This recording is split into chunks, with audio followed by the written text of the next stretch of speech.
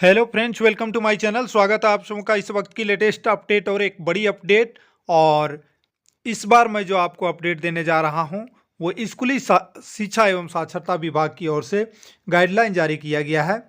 High court के आदेशानुसार cabinet से मंजूरी भी दी गई है 2012 नियुक्ति नियमावली से काउंसिलिंग को लेकर के। और विषय भी यहाँ देखिए लिखा गया है स्कूली शिक्षा एवं साक्षरता विभाग की ओर से। माननीय उच्च न्यायालय झारखंड रांची द्वारा एलपीएस संख्या 203/2022, जिस पर आप देखेंगे कि इसी एलपीएस संख्या के बारे में जो कैबिनेट में आप लाइव भी देखे होंगे उस पर कहा गया है कि रिकाउंसिलिंग किया जाएगा। ठीक है, तो न्यायालय के आदेश को लागू करने हेतु सिद्धांतों का निरूपण। अब आप सभी पिछले जितने भी नियमावली 2012 में जो प्रतिबंध थे, 2 कोटि के शिक्षक थे, पारा शिक्षक और गैर पारा कोटि 50-50%। और हाई कोर्ट से जो एलपीए है वो जैसे बहुत सारे एलपीए उसमें जुड़े हुए हैं। एक जो होता है फर्स्ट में जो एलपीए दायर किया जाता है, उसके बाद उसके पीछे जो जुड़ते हैं उनके, तो बहुत सारे एलपीए मिला के कैंडिडेटों की संख्या अनुमानतः जो है कुछ अभ्यर्थियों द्वारा 250 के आसपास, 300 के आसपास की कहा जा रहा है, कुछ 700 के आसपास कर रहे हैं। बट पिटिशनर जितने भी हैं उनका जो है पुनः यहाँ पर शामिल किया जाएगा।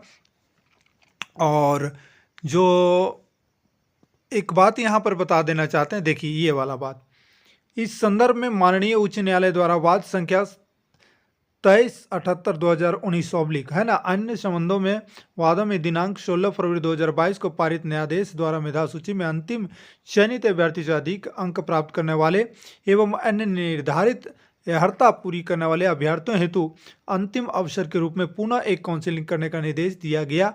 उक्त न्यायाधीश का अनुपालन ये अंश निम्नवत है। अब हम आपको डिटेल से बताएंगे, क्योंकि इसमें जो है काउंसिलिंग बंद किया गया था, पुनः चालू किया जा रहा है। और यहाँ पे आपको हम दिखा रहे हैं डिटेल से। देखिए नीचे आप आ जाएंगे सीधे, ये नियम और शर्तें यहाँ लागू की गई है 13 नंबर में। उपरोक्त न्यायाधीशों तथा एलपीए संख्या 203/2022, देखिए ऊपर में कई सुनवाई हुए, ठीक है, उस सभी सुनवाई का जिक्र किया गया है, उससे कोई दिक्कत नहीं। मेन पॉइंट आपको हम यहाँ पर बता रहे हैं जो मेन पॉइंट है। तो यहाँ पे देखिए लिखा हुआ है कि अन्य संबंध वादों में माननीय उच्च न्यायालय द्वारा पारित न्यायादेश के अनुपालन हेतु राज्य के प्रारंभिक विद्यालयों में सहायक शिक्षक के पद पर नियुक्ति के निमित्त वर्ष 2015 में विज्ञापित रिक्तियों के विरुद्ध वर्ष 2015-16 एवं वर्ष 2019 में की गई नियुक्तियों के पश्चात शेष रह गए पारा एवं गैर पारा कोटि के रिक्त पदों पर अंतिम अवसर के रूप में एक बार काउंसिलिंग निम्नांकित शर्तों के अधीन आयोजित करने का निर्णय लिया जाता है। पहला शर्त है, न्यायाधीश के आलोक में झारखंड प्रारंभिक शिक्षा नियुक्ति नियमावली 2012 तथा संशोधित 2014, 15, 19 के प्रावधानों के अनुरूप नियुक्ति प्रक्रिया पूर्ण किया जाएगा। तो इसमें जो है संशोधन किया जाता था, जब अलग अलग विज्ञापन जारी किया जाता था कुछ न कुछ संशोधित किया गया था, जैसे कि 50% एक बार महिला को दिया गया था, इस तरह से कुछ और थे। दूसरा में देखिए, अभ्यर्थियों को किसी एक ही कोटि के पद पर काउंसिलिंग में भाग लेने का निर्णय लेना होगा। यानी या तो आप गैर पारा कोटि में भाग लेने के बात करेंगे काउंसिलिंग के समय में, अगर दोनों कोटि में हो गया हो तो किसी एक ही कोटि में आपको काउंसिलिंग के लिए जाना पड़ेगा। ठीक है, उसके बाद यहाँ पे लिखा हुआ है, देखिए दूसरा नंबर, प्रस्तावित काउंसिलिंग माननीय उच्च न्यायालय के न्याय निर्देश के आधार पर वर्ष 2015 से 16 के समव्यवहार का ही उप समव्यवहार माना जाएगा। ठीक है, इसका मतलब क्या है, इसके लिए पुनः आवेदन पत्र आमंत्रित नहीं किए जाएंगे। बात समझ में आ रहा है? यानी 2015-16 में जो व्यवहार किया गया था, समव्यवहार कहने का मतलब जो मेधा सूची तैयार किया गया था उसी को जो है उसी के आधार पर किया जाएगा, पुनः आवेदन नहीं मांगा जाएगा, क्योंकि एक बार आवेदन ले लिया गया है, उसी के आधार पर किया जाएगा। दूसरी बात यहाँ पर देखिए, वर्ष 2015-16 एवं वर्ष 2019 में चयनित अभ्यर्थियों के संबंध में तैयार मेधा सूची को पुनः आयोजित काउंसिलिंग के बाद अधिक प्राप्तांक के आधार पर संशोधित नहीं किया जाएगा। मतलब आप बात को यहाँ समझ सकते हैं, वर्ष 2015-16 एवं वर्ष 2019 में चयनित अभ्यर्थियों के संबंध में तैयार मेधा सूची को पुनः आयोजित काउंसलिंग के बाद, जब एक आयोजित काउंसलिंग होगा उसके बाद अधिक प्राप्तांक के आधार पर संशोधित नहीं किया जाएगा। यह अंतिम अवसर है, ठीक है। इसके बाद कोई संशोधन नहीं किया जाएगा।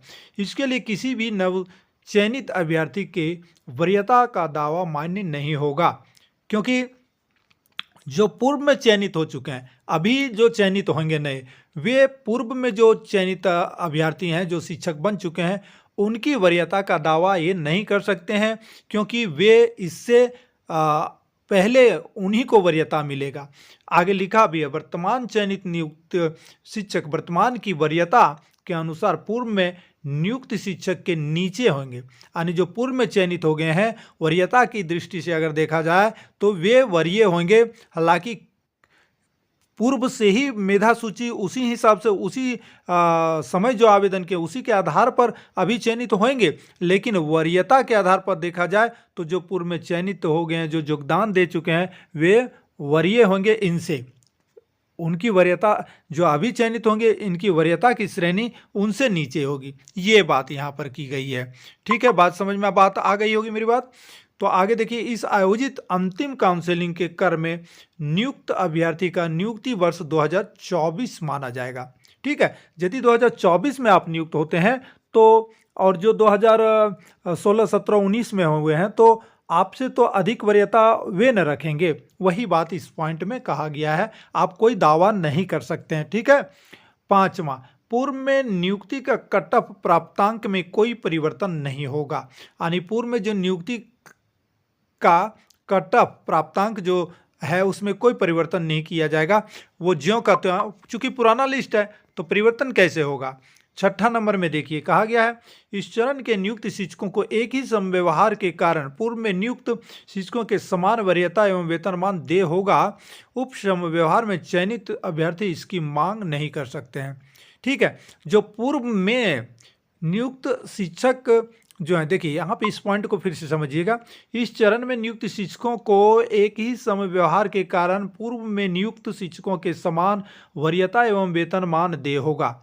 जैसे पूर्व में जो नियुक्त शिक्षक है उसी के अनुसार आपको वरीयता होगा और वेतनमान होगा, ठीक है। अब आप कहेंगे नहीं, जिस समय उनका चयन हुआ उनको जितना मिल रहा है उतना हमें मिले, वो चीज़ नहीं होगा, ठीक है।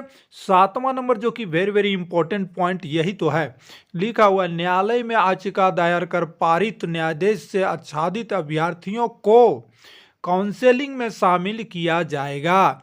काउंसलिंग में भाग लेने हेतु अभ्यर्थियों को न्यायाधीश की प्रति भी अपने अन्य आवश्यक अभिलेखों एवं कागजों के साथ देना होगा, ठीक है, जब आपका डॉक्यूमेंट वेरिफिकेशन होगा तो। यानी इससे स्पष्ट है कि जो अभ्यर्थी हाईकोर्ट से जुड़े हुए हैं, जो केस में जुड़े हुए हैं, उनको ही यहाँ पर शामिल किया जा रहा है। बात समझ में आ गई होगी। और उसके बाद यहाँ पर एक चीज और है, देखिए, WPS 2142/2019 एवं संबंध वादों में माननीय उच्च न्यायालय द्वारा दिनांक 13 मई 2019 को पारित न्यायाधीश के आलोक में उपरोक्त न्यायाधीश से आच्छादित सभी वादीगण उक्त काउंसलिंग में भाग ले सकेंगे।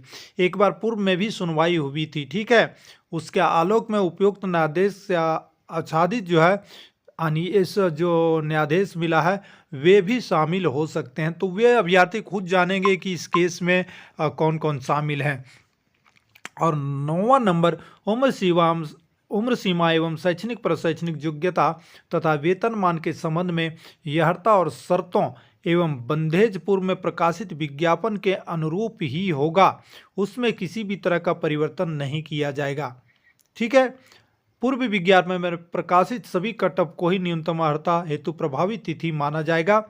10वां नंबर है, वास्तविक नियुक्ति की तिथि को अभ्यर्थी की उम्र सीमा निर्धारित मानक से अधिक होगी तो शिथिल करने का अधिकार संबंधित उपायुक्त को मात्र इस विशेष मामले में प्रदान किया जाता है। यानी कि देखिए, अगर किन्हीं का उम्र, जो आप LPA में जुड़े हुए हैं, अगर उनकी उम्र जो है, शिक्षक बनने का उम्र गुजर भी गया है, तो उनको शिथिल करने का अधिकार उपायुक्त को दिया गया है स्कूली शिक्षा एवं साक्षरता विभाग की तरफ से, और उनकी नियुक्ति होगी, क्यों ना उनका उम्र एक्सपायर कर गया हो, ठीक है। एक बात समझ गए होंगे आप। उसके बाद यहाँ पर देखिए, काउंसलिंग का यह अंतिम अवसर माननीय उच्च न्यायालय द्वारा पारित न्यायाधीश के अनुपालन में दिया जा रहा है और मूल प्रमाण पत्र जमा करने हेतु भी यह अंतिम अवसर होगा, कोई अन्य अवसर देय नहीं होगा।